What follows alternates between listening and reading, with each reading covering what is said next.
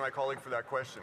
I think he hit on a wonderful point here, that ultimately there needs to be teeth in legislation. When we do things around here that are meant to help people, there should be ways for that, those reports or those mechanisms that come back from commissioners or whoever it might be, to actually generate results. Because ultimately, that's the goal. We want results.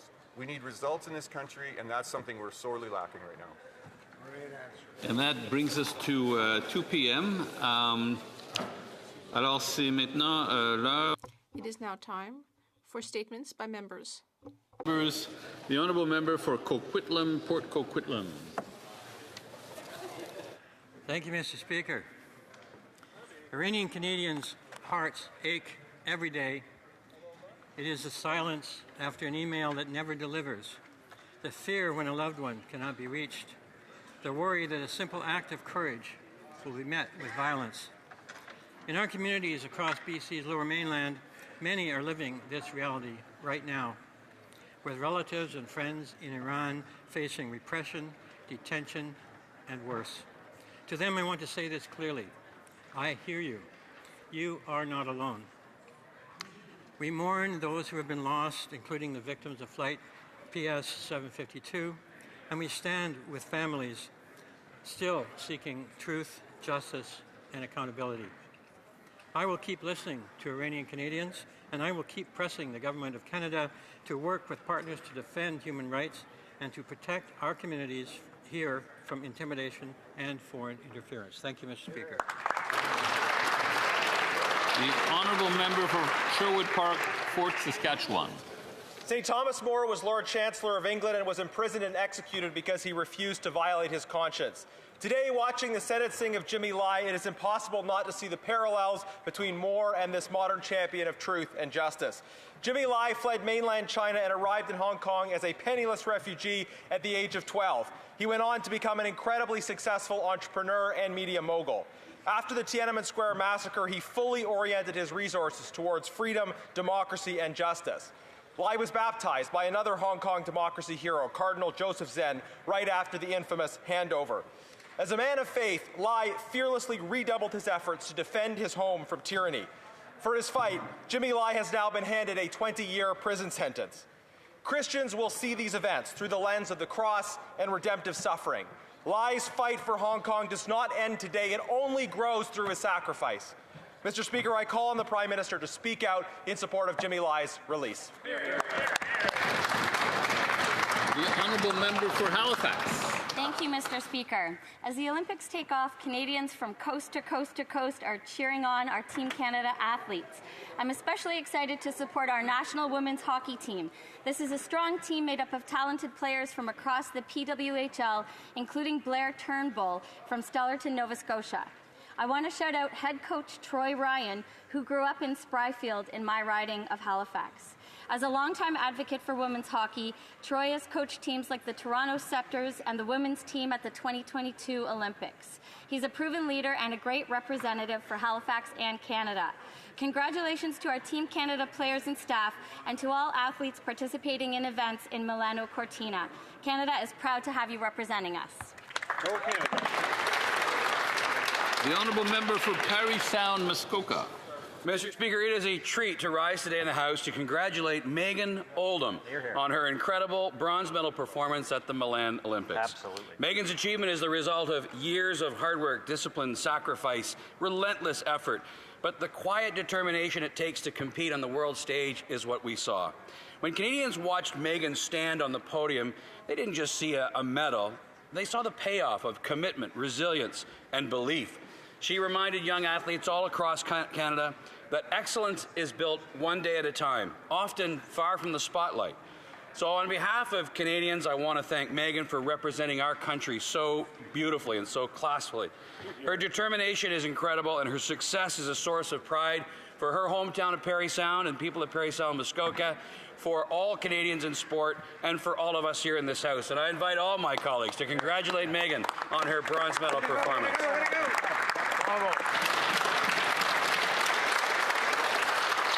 L'honorable député. The honourable member for La Salle-et-Marne-Verdun.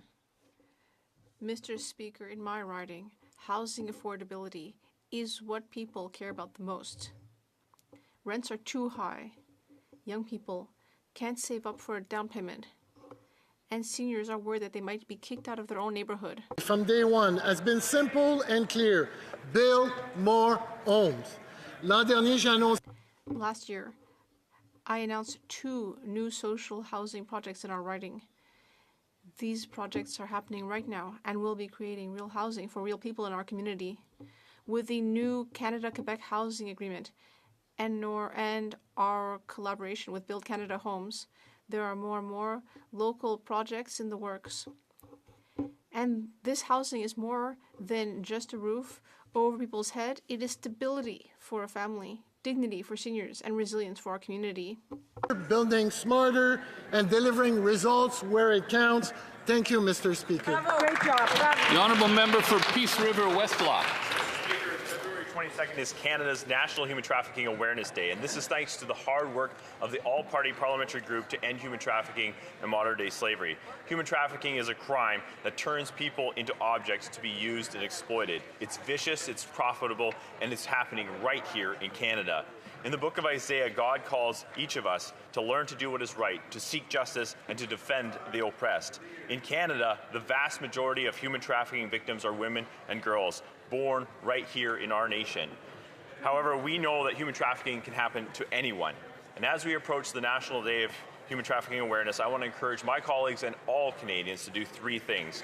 Learn the signs of human trafficking, know the national hotline, 1-833-900-1010, and help raise awareness in their communities. May we be relentless, courageous, and committed as we seek to eliminate all forms of human trafficking and modern-day slavery right here in Canada. Thank you, Mr. Speaker.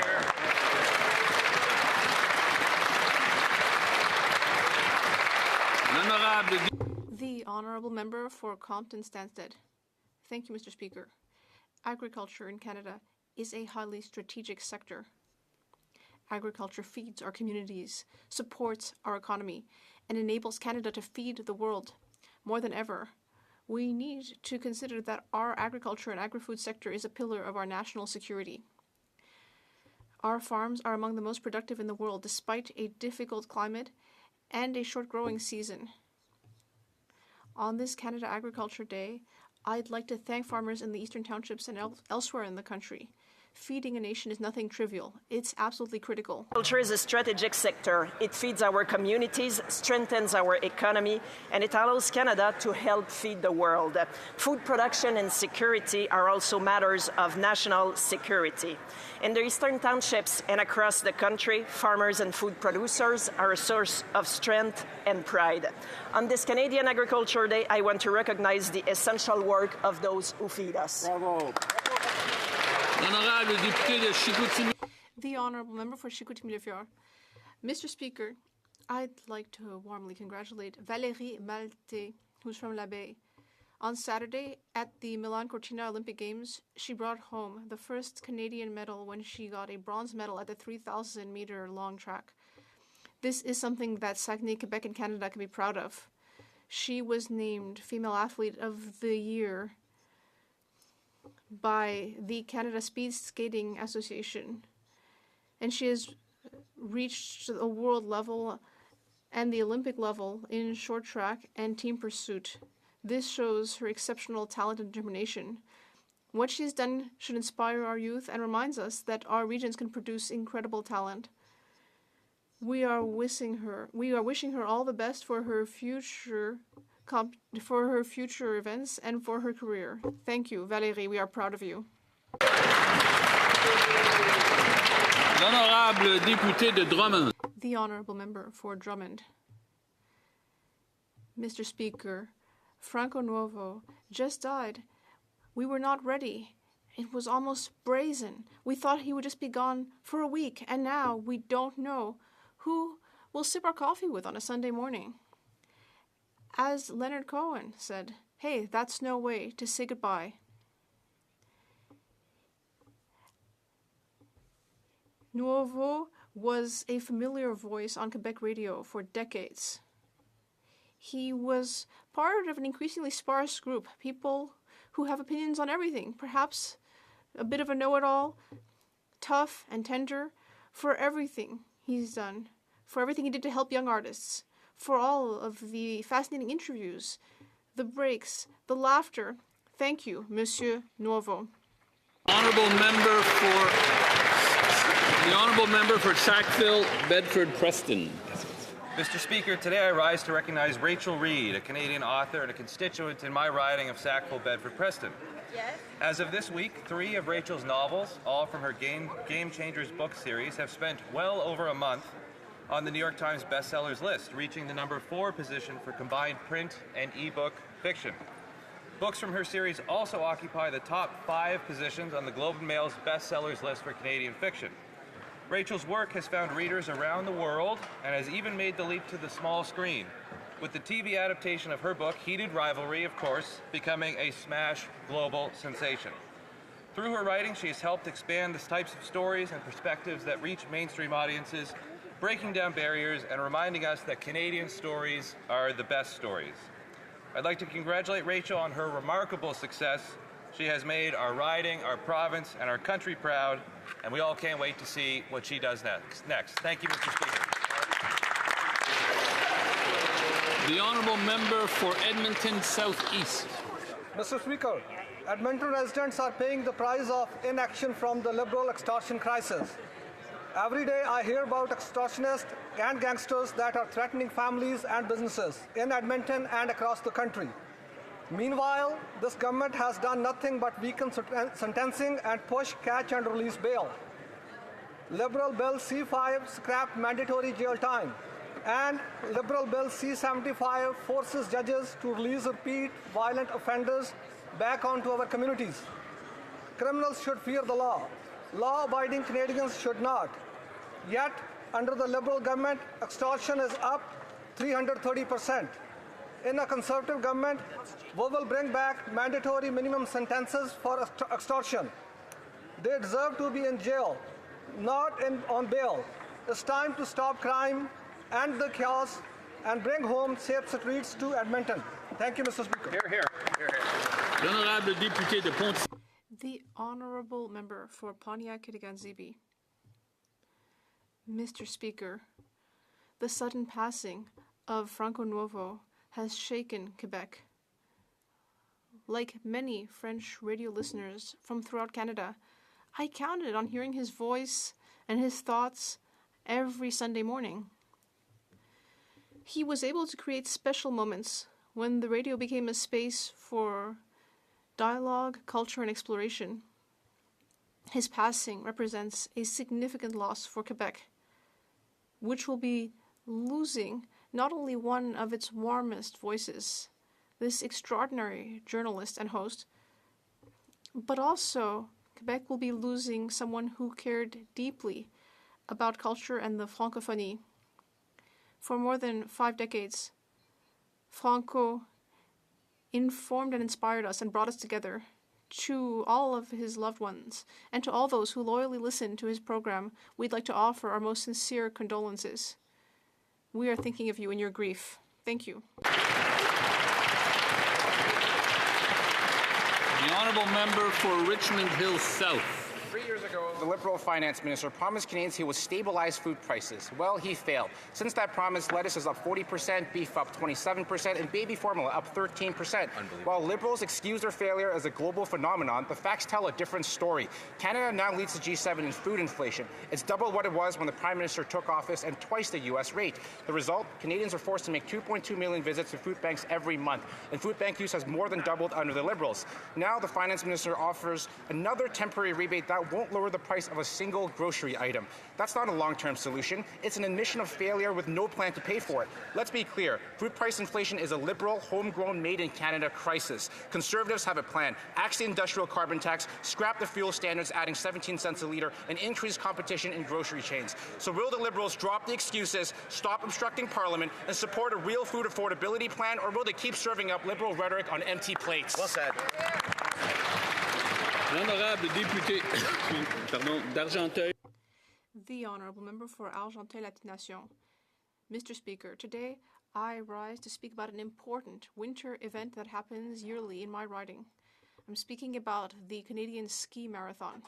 This year, the marathon turned 60. It was held on the 6th, 7th, and 8th of February this year, and it brings together thousands of skiers and volunteers from throughout the country.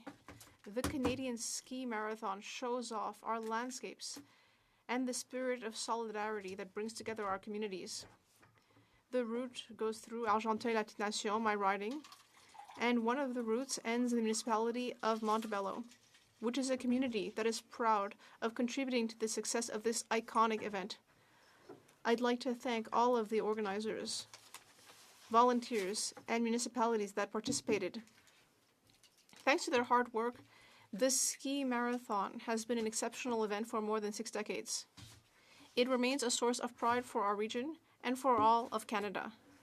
Thank you. The honourable member for Niagara Falls, Niagara-on-the-Lake. Speaker, the government's decision to scrap its EV mandate confirms what Conservatives have said all along. A forced 100% EV sales target was unrealistic and only created uncertainty. That's right. Bringing back EV rebates now offers little to Canada's auto workers, including those in St. Catharines, when up to $2.3 billion in taxpayer incentives will be subsidizing U.S. auto production when the U.S. is putting U.S. tariffs on Canadian-made vehicles. Canada's auto sector supports hundreds of thousands of good-paying jobs. Decisions affecting it should put Canadian workers and domestic production first. That's right. That's what our workers deserve. Yet Canadian auto workers are now left asking what their future will be when over 95% of EVs this Liberal government will promote come from outside of Canada. Sadly, under this Liberal government, no job is safe. They promised the Canada-U.S. trade deal to protect Canadian jobs, but instead are supporting foreign manufacturers. Donald Trump is smiling. Speaker, L'honorable député de Sherbrooke. The honourable member for Sherbrooke. Thank you, Mr. Speaker. With the new industrial defense strategy set to be revealed in a few days, I would like to speak about the remarkable accomplishment of a business in my riding, Direct Technologies. A national competition was organized in Ottawa under the Department of National Defense Ideas Program. Direct Technologies brought home the first prize, worth $1 million, after rigorous testing by defense experts, the armed forces, the RCMP, and others. And thanks to this testing, Direct's technology for detecting drones in an urban setting won the first prize, using unique acoustic detection technology. Sherbrooke should be proud. This award bears witness not only to Direct Tech's innovation, but also to the vitality of our research ecosystem. I'd like to warmly congratulate their team. You are making Sherbrooke proud, and you are increasing security and innovation in Canada. Thank you. Oral questions. Questions orales. The honourable member for Thornhill. Everywhere you look, life is getting harder for young people after a decade of this government. Finding a place to live is harder because home prices, rent, and mortgages have doubled. Getting a job is harder because youth unemployment is still double the national average. And even buying groceries is harder because food inflation is up 100% under this Prime Minister's watch. After paying for the basics, there's barely anything left, and often nothing at all. How can anybody on that side of the House stand behind a record that has completely failed an entire generation of Canadians? The Honourable Minister of Jobs and Families. Mr. Speaker, every step of the way as this government has supported Canadians in what undeniably is an uncertain time, they have fought against, Mr. Speaker. Conservatives have stood up time and time again against Canadian families, against Canadian workers, against Canadian children, voting down, Mr. Speaker, things like school food programs, enhancements to EI, work and support for families, early learning and childcare. Mr. Speaker, no matter the solution, all they can do is obstruct and get in the way. That's right. Honourable member for Thornhill. The minister can pretend that everything is fine, but she's clearly not listening to anything anybody says in here. So maybe she'll listen to Miriam from Toronto. She's 26. She works 12-hour shifts as a nurse and told CTV News that, quote, saving for a home is completely out of reach right now. She said that she's barely making ends meet, even after going to school, getting a good-paying job, and doing everything that she was told to do. So is this minister really saying to young people who have done everything right that they should just lower their standards and accept a future of just getting by? The Honourable Minister. Mr. Speaker, government is saying to young people is you can help us build big things in this country. And you know what, Mr. Speaker? Canadian young people are stepping up to help. All across the country, Canadian youth have been taking advantage of skills training, Mr. Speaker, in partnership with provinces just like Ontario to make sure that as we build big things, they're on the front line in the skilled trades, building bigger, building better. But you know what, Mr. Speaker? These Conservatives will vote again and again and again against the very people they say they help, including young people. You know, in that own riding of Thornhill. The honourable member for Barrie South Innisfil. The last 10 plus years have been incredible if you're a well-connected Liberal insider, lobbyist, friend, or have business connections to the Prime Minister. Every leading indicator says the Canadian economy is in free fall, and while they get to gorge on the all-you-can-take taxpayer buffet, auto workers, tradespeople, families, and single moms who are struggling to pay rent and mortgages, young people who've lost hope, and seniors who can't afford groceries are being told they've never had it so good. What happened to all the grand promises of the last election? Wasn't it more about Liberal self-preservation than solutions to fix the self-inflicted wounds they've caused over the last 10 years? The Honourable Minister of Housing and Infrastructure. We have a plan to attack affordability across this country that starts with housing, but it certainly extends to tax breaks like we saw in these recent weeks with the groceries. And we had a tax break for 22 million Canadians last year. So, Mr. Speaker, we're delivering on affordability.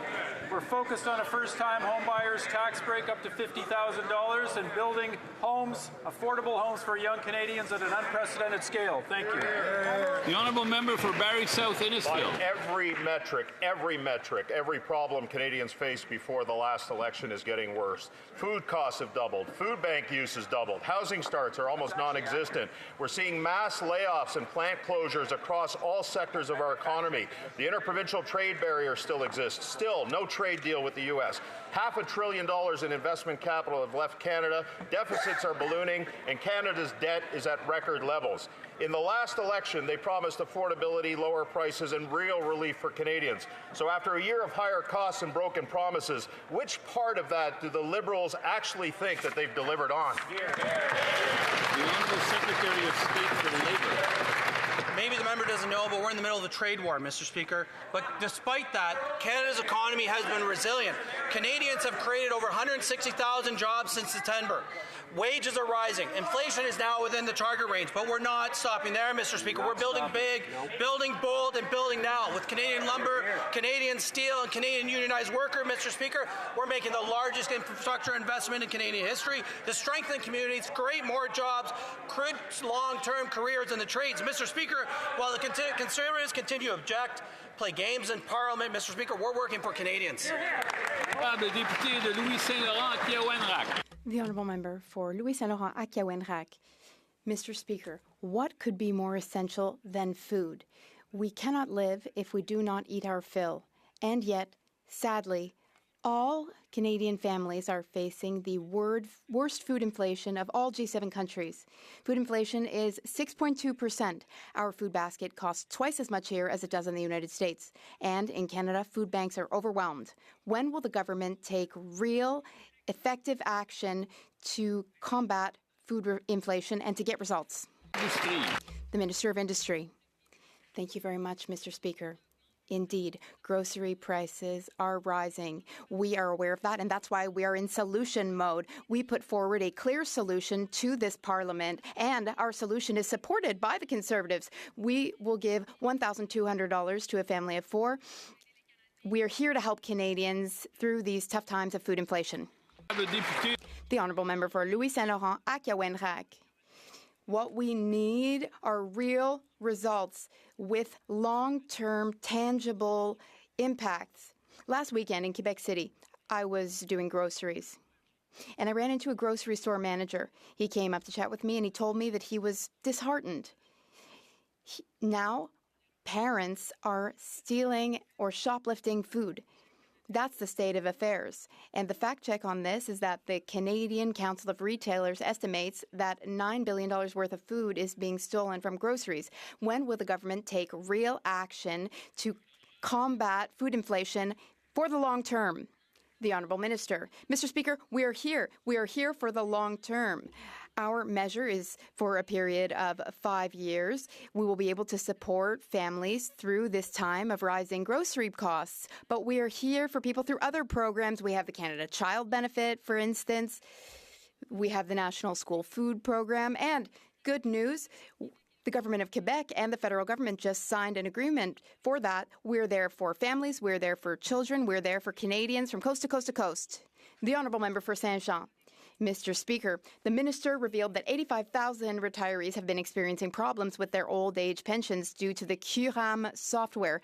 In some cases, these problems have been going on for up to 9 months. The government was warned by its own public servants as early as this summer. And yet, even today, all the government can come up with to say is, if there are any individual cases, give us those people's names. Mr. Speaker, with 85,000 individuals affected, we are well beyond the point of dealing with isolated cases. We're facing another fiasco like the Phoenix fiasco or the passport crisis. Why did the Liberals wait until 85,000 people were affected before reacting? The Honourable Secretary of State for Seniors. Through the budget, over 7 million seniors are receiving their pensions through a modern system. QRAM software will be used for 4 projects. 6.6 billion is the amount that has been approved for the project. The member across the way is welcome to give me the names of those who are affected. We will help those people. The member for Saint-Jean. Mr. Speaker, there was once a time when Liberals told Quebecers, you must stay in Canada or else you won't receive your pension anymore. Now the government's telling seniors, stay in Canada even though you won't receive your pension. And to top it off, we're all going to pay a fortune for this fiasco, including seniors they're going to pay because the QRAM software has gone over budget by almost $5 billion.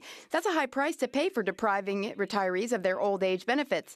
Why is it that every time the federal government gets involved, we end up with skyrocketing costs and no services? The Honourable Government House Leader. Mr. Speaker, the Secretary of State just gave us the state of affairs. We are modernizing our systems. Now, seniors will be able to sign up for old age security. They will be able to receive their benefits on time, and they will receive the right amounts. If there are any individual cases, if any members in this place have heard of any cases, they are more than welcome to tell us about those cases so that we can follow up. Mr. Speaker, there have been a few isolated cases, a few isolated mistakes, and we are fixing that. The Honourable Member for Shefford. Mr. Speaker, the minister said that 85,000 pensioners are having problems with their old age pensions because of the federal government. Now that 85,000 people are affected, it's time for the Liberals to stop treating this as if it were just isolated cases. Resources must be devoted to resolving these cases. The cases are piling up in Ottawa. The government must fix the problems with the QRAM software. They must help public servants to better serve the public. And at the very least, the federal government must stop treating retirees' problems lightly. When will the government get to action for those affected?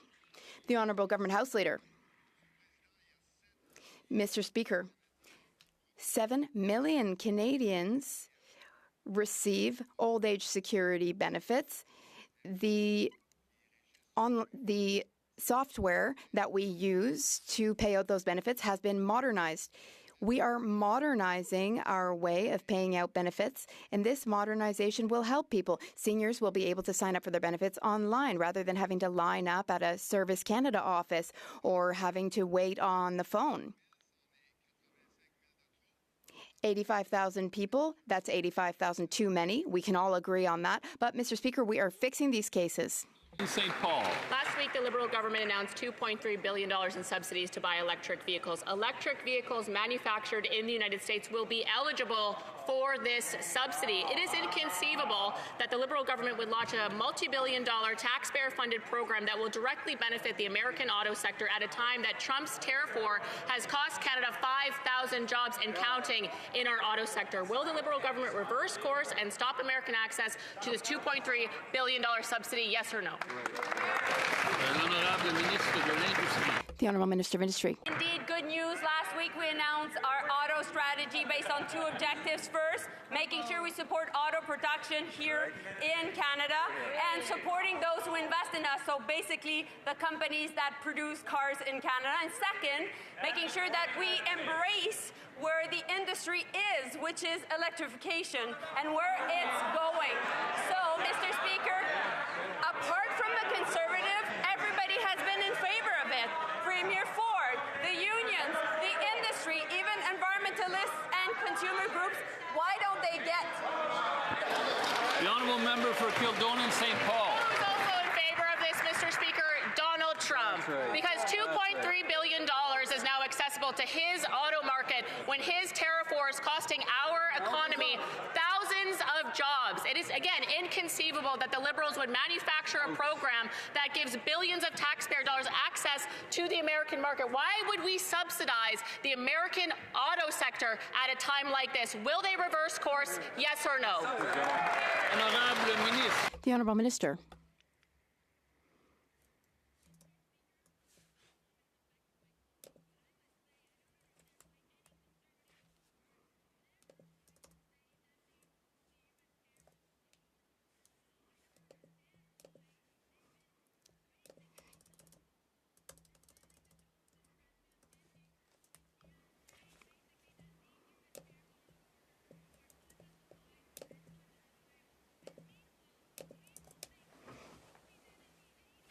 When auto plants from American car companies were being closed, we embraced the Japanese automakers. We'll do that, and we will endorse those who build EVs. The honourable member for Dufferin-Caledon. The happiest person in North America when these Liberals announced their EV subsidy plan is Donald J. Trump. Yes. Let me explain. He has explicitly said he wants to take every single Canadian auto job and bring it down to the United States. And under these Liberals, he's succeeding. 5,000 auto workers have lost their job. The plant in Brampton that was supposed to build the Jeep Compass is now in the United States. So they are succeeding under these Liberals. Auto workers do not want their tax dollars going to subsidize American-made vehicles. Will the minister look them in the face today and say, no Canadian tax dollars will go to Trump's America to build vehicles? Yeah. The Honourable Minister. You know what we do on this side of the aisle? We look at people in the eyes and we say, we'll defend your jobs. And that's exactly what this auto strategy is about. This auto strategy is about supporting auto production in Canada. And we are making sure that we're talking to Koreans, to Germans, to Chinese, to create good jobs in this country.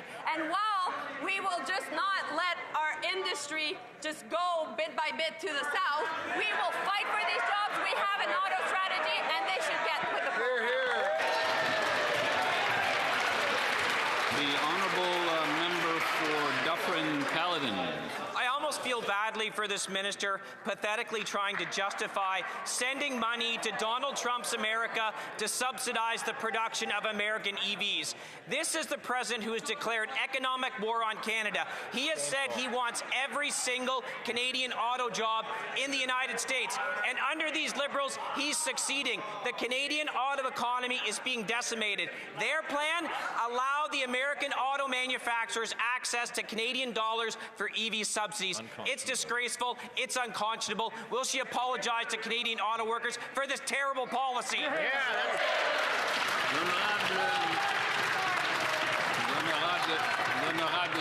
The Honourable Minister. Not because my colleague is just increasing his rhetoric that actually he's right.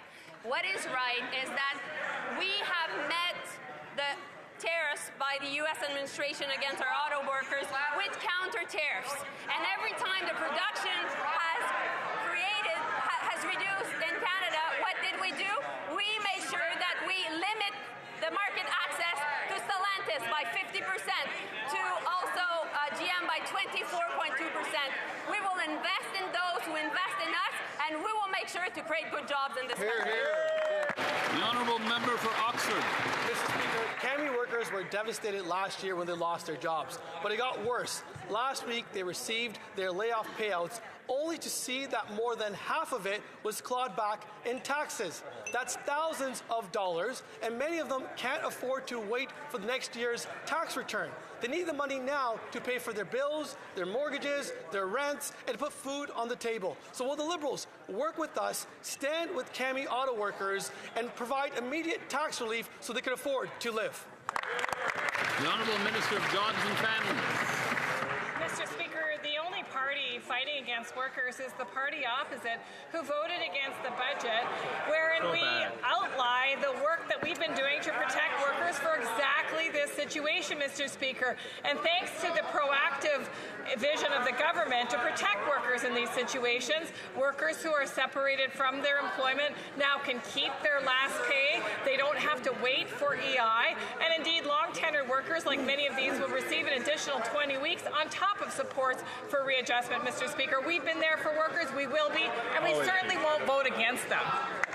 The Honourable Member for Oxford. Mr. Speaker, I didn't get an answer to my question, but it's sadly ironic that while Canadian workers are losing their jobs, while they're seeing more than half of their payouts taken to taxes, the Liberals are out handing $2.3 billion for subsidies for American-made electrical vehicles. All this is happening while the U.S. is slapping tariffs on Canadian-made autos. Wow. Canadian tax dollars should not be funding American-made EVs. So my question is very simple.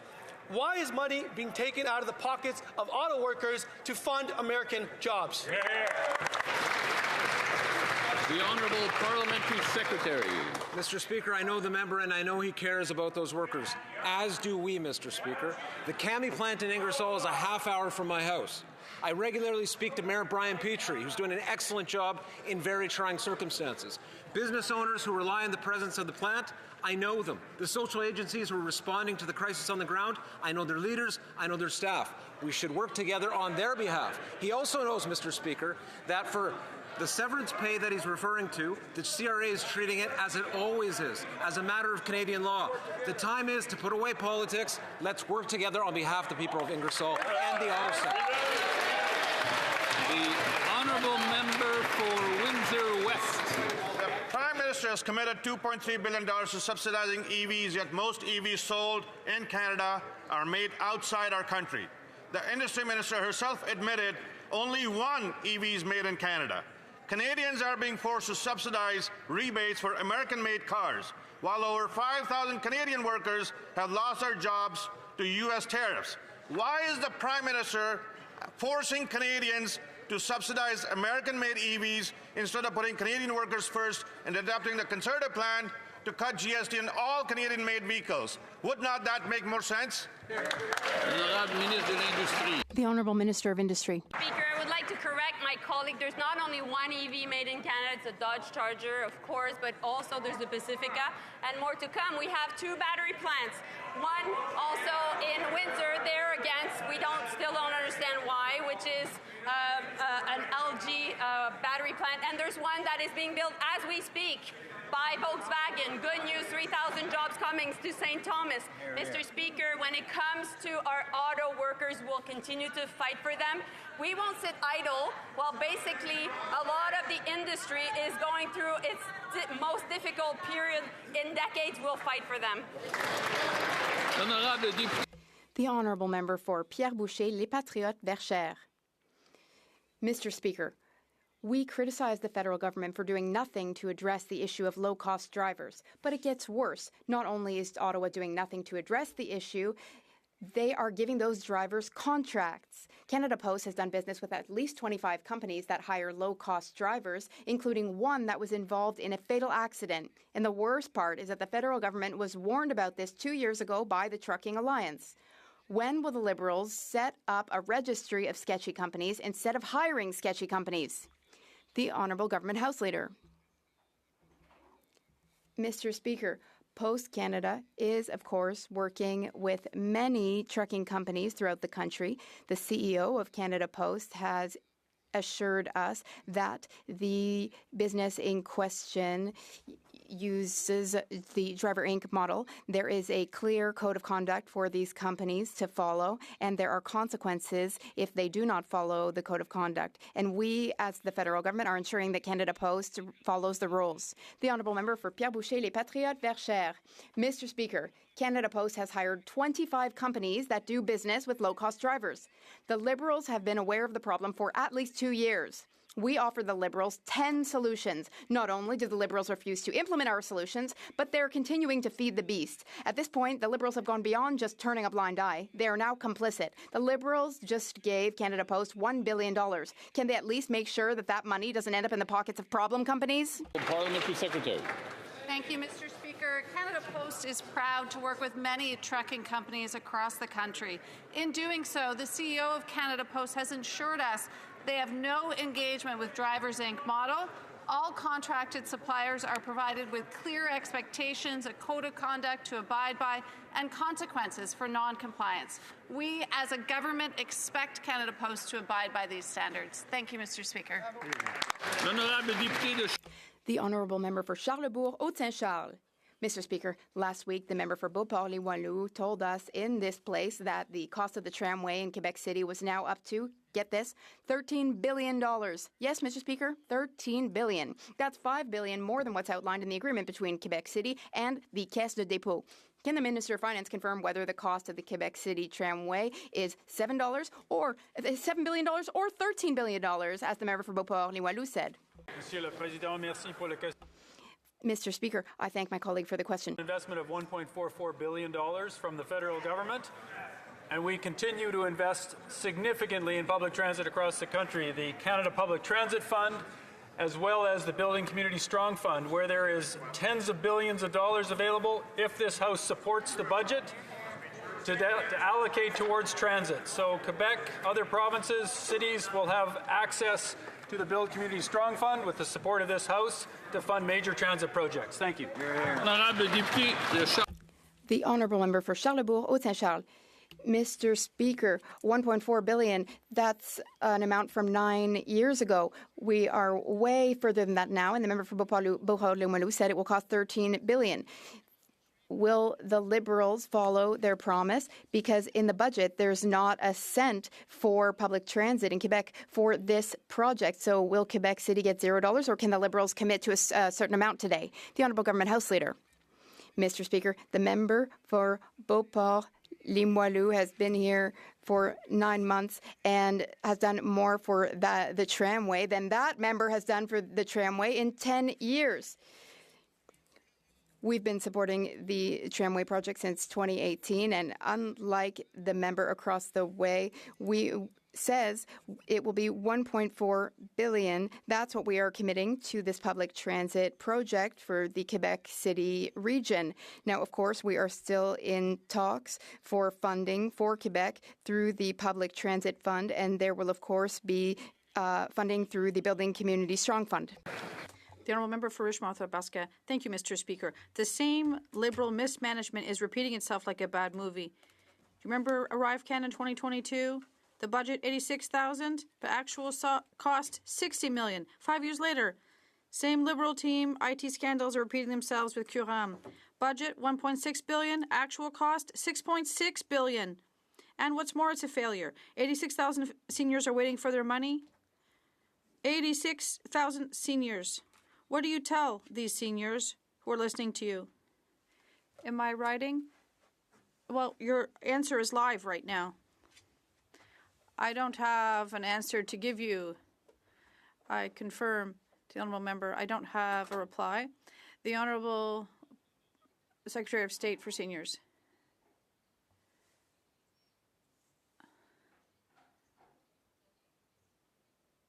More than 7 million seniors are receiving their benefits on time, and these are 4 distinct projects. $6.6 billion have been set out and approved for the life of the project. I would ask the member across the way to give the names of these seniors, and we will help them. Thank you. The Honourable Member for Côte-du-Sud, Rivière-du-Loup. Mr. Speaker, in Quebec, we've all seen cost overruns with Sac Leak site. hundreds of millions of dollars gone up in smoke. But this is peanuts compared to the federal Curam fiasco. $6.6 billion instead of $1.75 billion for a failed software program that was supposed to manage old age pensions and doesn't even work properly. Currently, there's 86,000 seniors who aren't receiving their money because of this Liberal incompetence. The Liberals are still wasting billions, and Canadians are always paying the price. When will this government finally, what will they do with this federal fiasco? Thank you. The Honourable Government House Leader. Mr. Speaker, I'd like to tell Ms. Bolduc, who's listening to us, or the constituents of all these ridings, one case too many. We're going to solve all these issues for Madame Bolduc and everyone. We will give them the benefits they have the right to receive, and we are modernizing our IT infrastructure, and it will serve Canadians well. It will allow for better service going forward and quicker access to old age security. Thank you. The Honourable Member for Chicoutimi-Le-Fjord. Mr. Speaker, the new Curam software for managing old age security benefits is a real disaster. Not only does it exceed the projected costs, but it works so poorly that employees give it a rating of 5 out of 10 or less. In fact, according to one employee, if the department had listened to its agents, it could have developed a system that was 1,000 times easier to use. Why should seniors suffer the consequences of this mismanagement by the Liberals? The Honourable Minister. Correct. There aren't cost overruns. In fact, the project is on budget, Mr. Speaker. And in fact, 7.4 million OAS clients were migrated in March of 2025. Seniors can apply directly online. This is a 60-year-old system, Mr. Speaker. Indeed, Canadians expect us to keep our IT systems modernized, and that's exactly what we're doing. If the member opposite has a constituent that needs help, please give them our name. We can certainly accelerate their case. The Honourable Member for Hamilton West, Ancaster Dundas. The United States government has unilaterally started a trade war against Canada.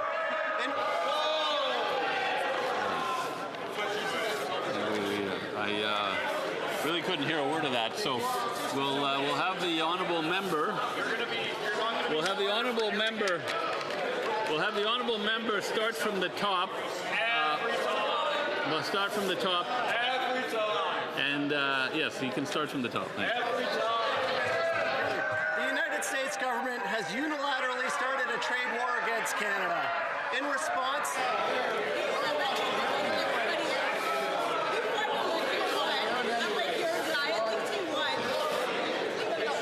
there's obviously a subtext here somewhere. Yeah, he's always yelling at Pierre. But let's put that aside. Let's put that aside.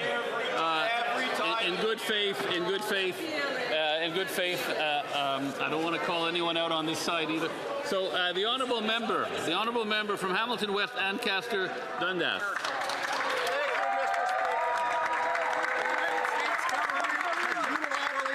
Trade war against Canada.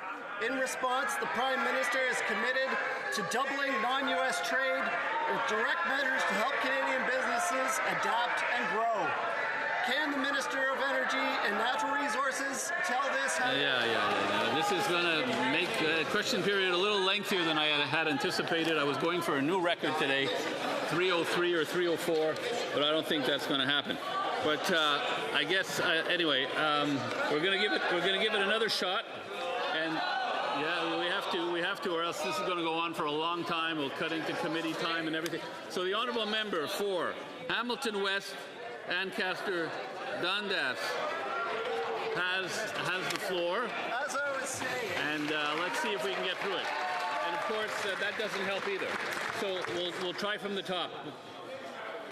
From the top. The United States government has started a trade war against Canada. In response, the Prime Minister is committed to doubling non-U.S. trade with direct measures to help Canadian businesses adapt and grow. Can the Minister of Energy and Natural Resources tell this House what our government is doing to support Canadian businesses impacted by unjustified American tariffs? The Honourable Minister for Natural Resources.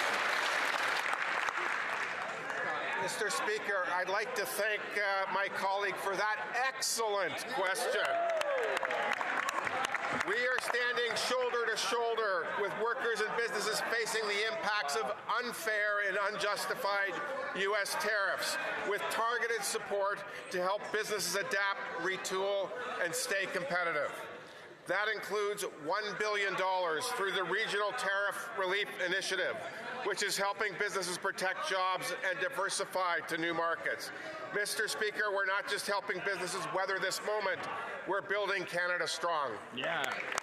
The honourable member for Sherwood Park, Fort Saskatchewan.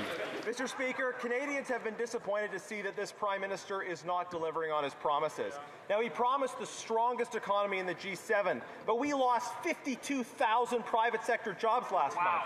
He promised to build at speeds unseen in generations. We're actually losing jobs at speeds unseen in generations. Now, Conservatives have offered solutions like the Canadian Sovereignty Act and the Conservative Youth Jobs Plan, which Liberals continue to oppose. Mr. Speaker, when will they reverse course and start creating jobs instead of more job losses? The Honourable Secretary of State for Financial Institutions. Mr. Speaker, Conservative slogans, rhetoric, and obstruction don't feed Canadian families. We've cut taxes for 22 million Canadian families. We cut the GST for first-time homebuyers. We cut the consumer carbon tax. And just a couple of weeks ago, we announced the Canadians Groceries and Essentials benefit that will put up to $1,900 in the pockets of working families.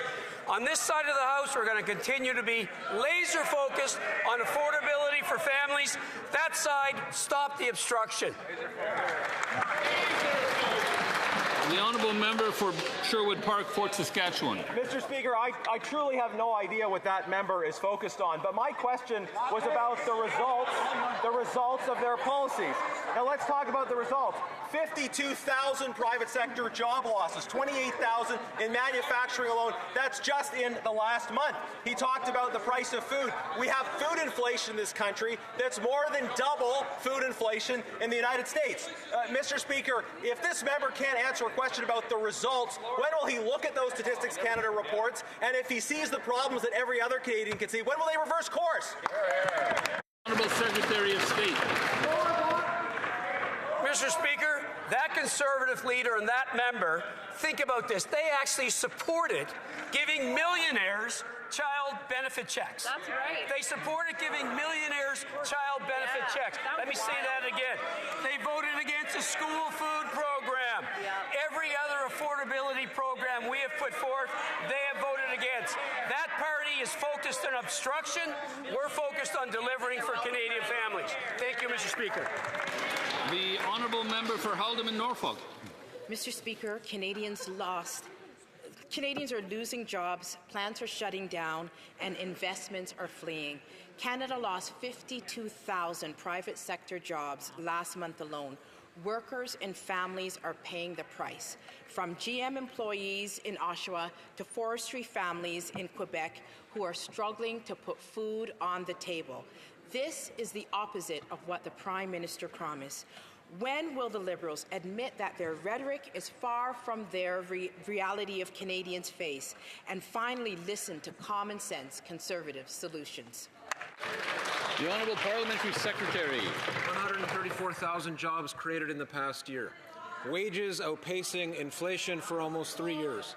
A rate of inflation that is well within the Bank of Canada's guidelines at 2.4%. But we will not rest on that, Mr. Speaker. We cannot, because the aim now must always be to secure Canada's future. Budget 2025 puts a foundation for that in place. Will the Conservatives join us? Put the politics aside. Let's work on behalf of our constituents. Let's work on behalf of Canada right now. The honourable member for Haldimand, Norfolk. Mr. Speaker, the Prime Minister promised the fastest growing economy in the G7, and yet GDP growth is currently zero.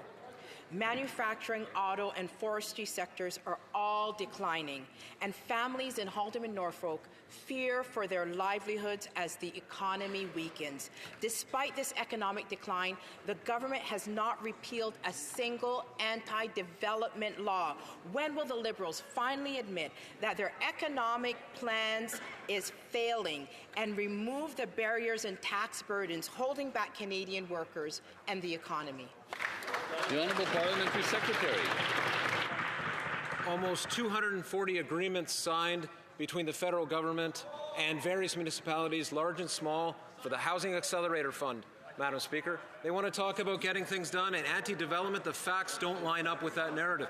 The reality is we need to build more. Duplexes, triplexes, fourplexes, that kind of vision put in place through that agreement. But if they don't want to listen to Liberals, that's fine. They can listen to former Prime Minister Harper, who just the other day advised all members of Parliament to work together on behalf of this country. The time is now. Let's rise to the occasion. It's a moment of crisis, a moment of rupture. We can respond right now. The Honourable Member for Long Range Mountains. Mr. Speaker, Newfoundland and Labrador continues to face one of the highest unemployment rates in Canada at 10.7%, well above the national average.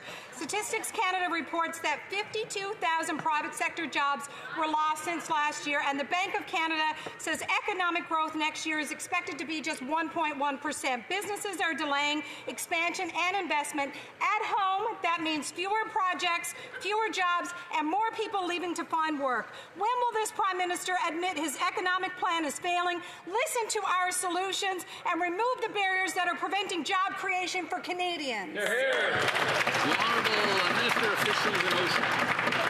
Mr. Speaker, I have good news for this member. In Budget 2025, we are growing this country. We are growing rural Newfoundland and Labrador and the rest of Canada. We are working to invest in our apprenticeship programs. We are building roads, schools. The challenge, Mr. Speaker, is this member, as part of the opposition, is obstructing at every step. Right. Let's grow Canada. We need to work together. Honourable Member for Long Range Mountains. Mr. Speaker, the fact remains that the Prime Minister promised the fastest growing economy in the G7, yet GDP growth stalled at zero and GDP per capita was flat. Young people are leaving home because they can't find steady work.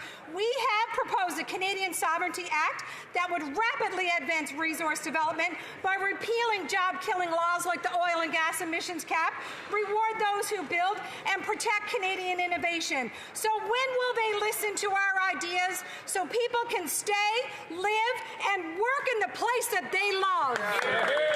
The Honourable Minister. Speaker, I'm going to remind the member opposite from Newfoundland and Labrador that voting against the bills that support Canadian workers, Canadian communities, the building of our country and our province of Newfoundland and Labrador is obstruction.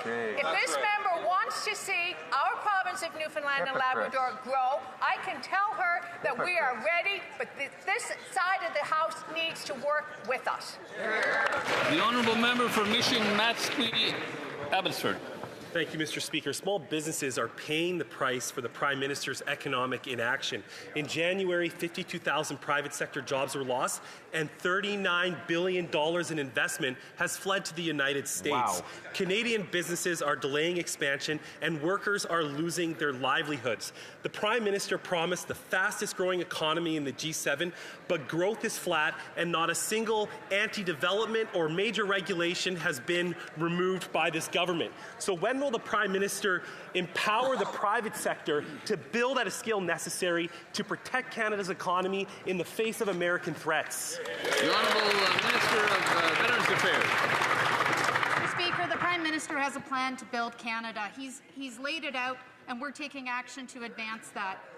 Because individuals in British Columbia, they want to see the investments that we're making. They want to see the major projects move forward. They want to see the new housing, and they want to see us grow this economy to the strongest economy in the G7.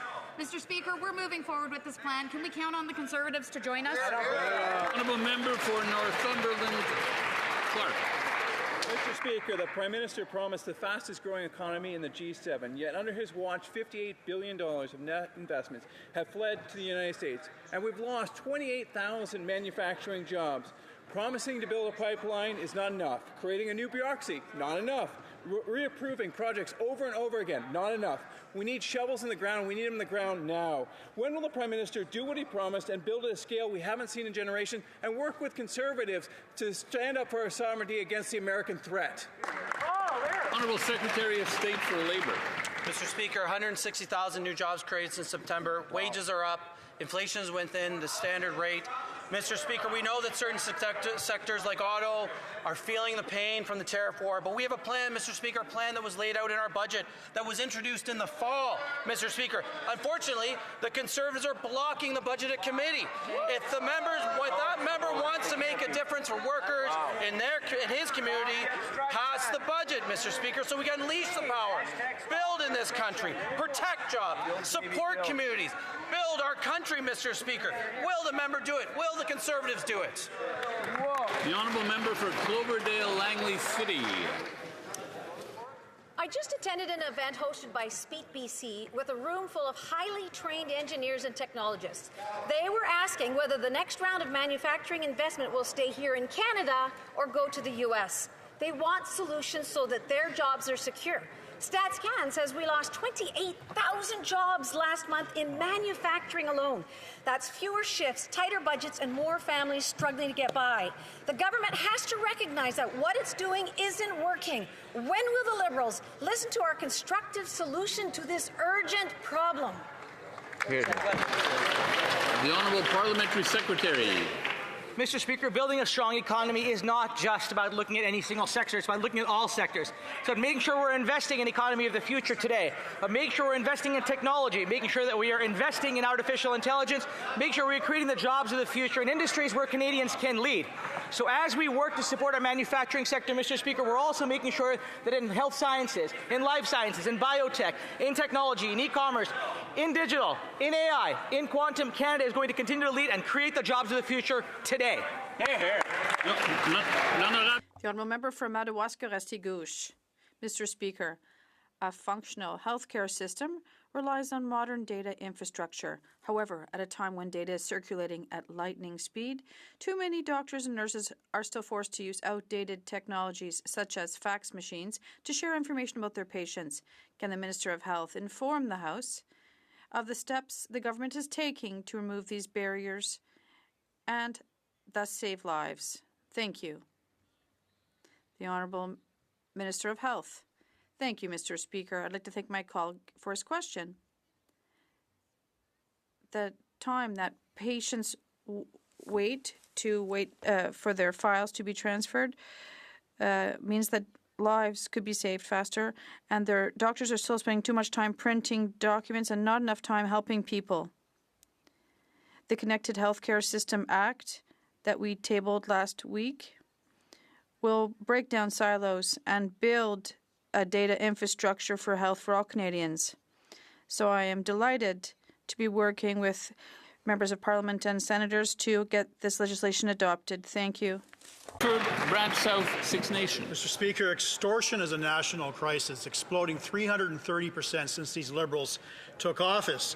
In Surrey, Calgary, Brampton, and across Canada, Canadians are being threatened, shot at, firebombed while criminal gangs and violent non-citizens extort families, all thanks to Liberal inaction. Will the Prime Minister support our plan, even supported by the NDP Premier of BC, to bar extortionists and serious criminals from exploiting refugee claims, or will he continue shielding criminals while Canadians pay the price, often with their lives? The Honourable Minister of Public Safety. Mr. Speaker, we've been meeting those who have been impacted by extortion, and I want to extend my condolences to those who've been impacted. Let me just say, Mr. Speaker, we need to work in collaboration in order to ensure that extortion is addressed. We need the party opposite to pass critical pieces of legislation, including C2. Virtually every law enforcement agency, every heads I've spoken to have asked for lawful access to become law in Canada, Mr. Speaker. It's one of the most important tools to ensure that extortion is addressed. We need to stop the obstructionism and make sure that we have critical tools that are important for law enforcement. The Honourable Member for Abbotsford South Langley.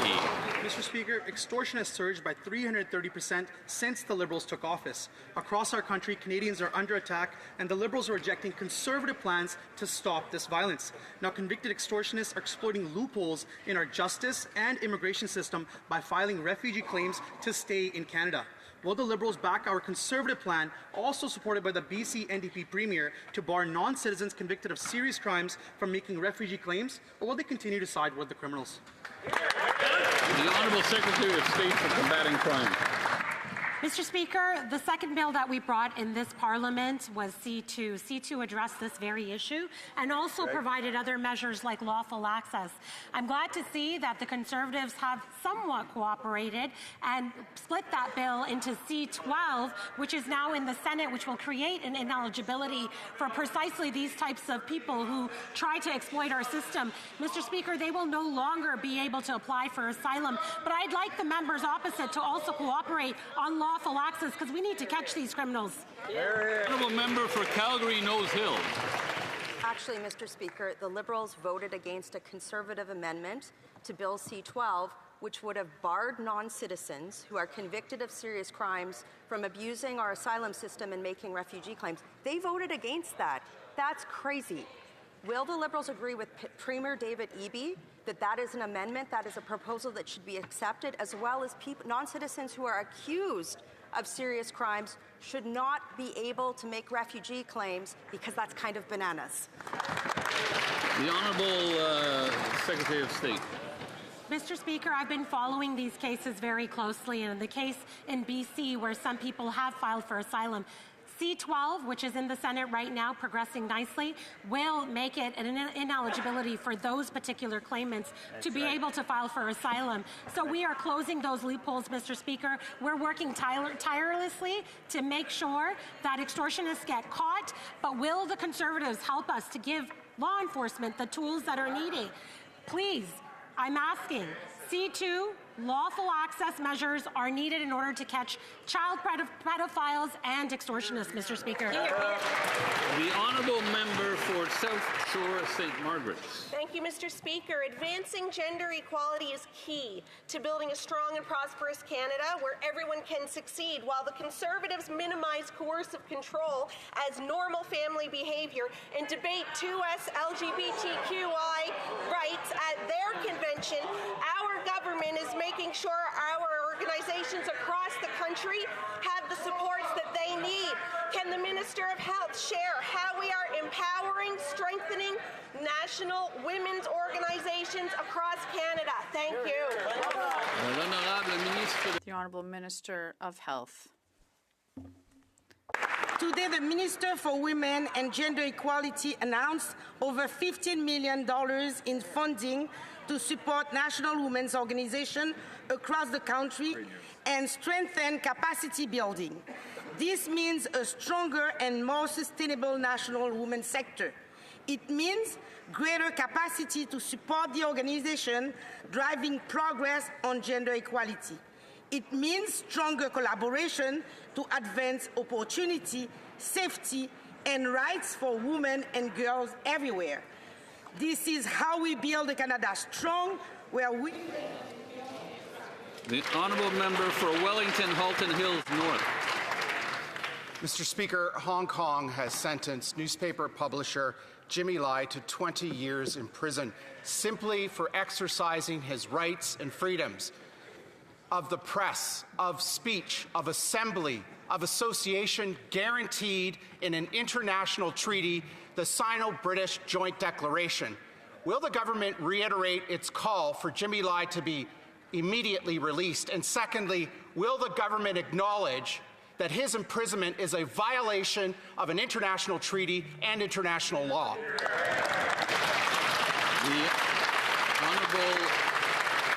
The Honourable Minister of Foreign Affairs. Mr. Speaker, I thank the honourable member for his question. Canada is deeply disappointed with the tragic sentencing of Jimmy Lai in Hong Kong. We call for the immediate release of Jimmy Lai. In fact, we have consistently spoken out against the national security law since its imposition in 2020. While in Beijing, I reiterated Canada's long-standing position to my counterpart that the persecution of journalists, of media workers, of activists is unacceptable. Mr. Speaker, Canada will always support a free... The Honourable Member for Nunavut. the year before the election, Liberals planned to cut the Inuit Child First initiative. When Inuit heard this, they spoke up by the thousands. Under Nunavut's pressure, Liberals promised to extend the program. Since being elected, the Minister for Indigenous Services promised an announcement on ICFI. 9 months later, far too many Inuit children are still being kept below poverty level. Still no announcement. Will the minister finally act to help Inuit children, or should they feed themselves on her promises? The Honourable Minister for Indigenous Services. Mr. Speaker, I want to thank my colleague for, being really consistent with representing her members. The message has really been clear for me that we need to respond.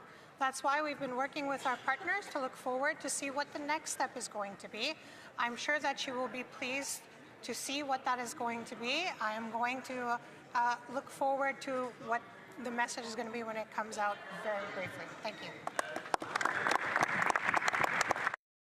And that concludes the question period.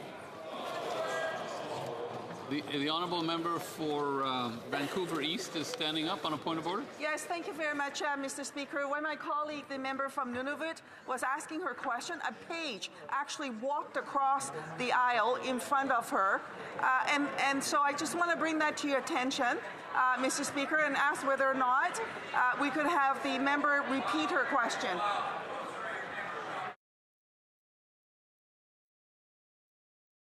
I didn't notice. Was there an obstruction? Was there an obstruction there? No. I deferred to the. But. Great job,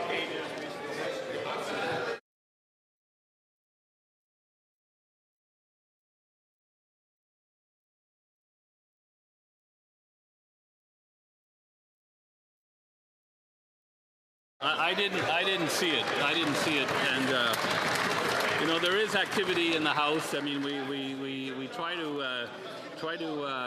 have the picture stay clear of people entering and exiting, but it is above all a parliament with pages and support staff, and so I'm afraid I won't be able to do that. The Honourable Member for Saanich Gulf Islands. Mr. Speaker, members of this place who are in unrecognized parties get a 35-second opportunity once a week. And I take members at their word. And the member for Vancouver East, I wonder if it wouldn't be appropriate, we do it for each other all the time, is it appropriate to ask for unanimous consent for the member from Nunavut to place her question again? I mean, I have to read.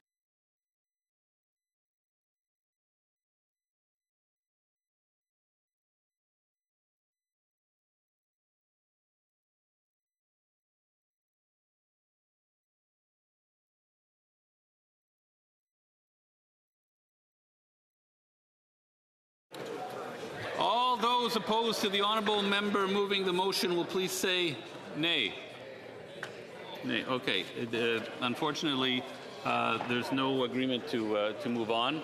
The Honourable Member did have a chance to ask her question. It was I thought, a fairly pointed question, and there was an answer delivered. The House will now proceed to the taking of the deferred recorded division on the motion of Mr. Garon relating to the business of supply. Convoquer les députés.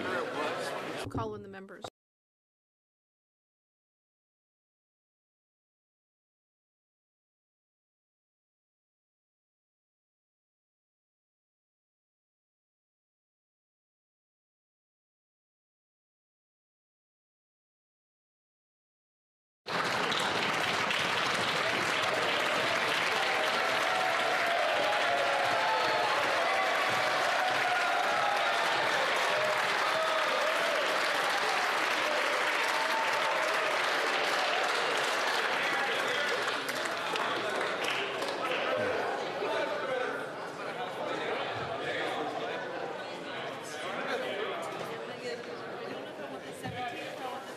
La question est la suivante. Monsieur Garon.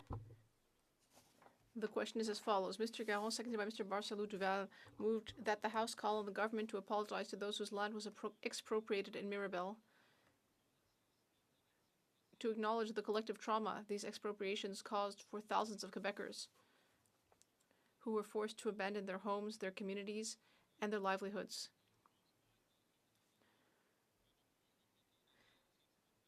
And to urge the government not to undertake such expropriations again without public consultation, social license, and appropriate compensation. The 10-minute period for members voting electronically has started. And the House will now proceed to the vote for members participating in person. All those in favor of the motion will please rise. Mr. Blanchet.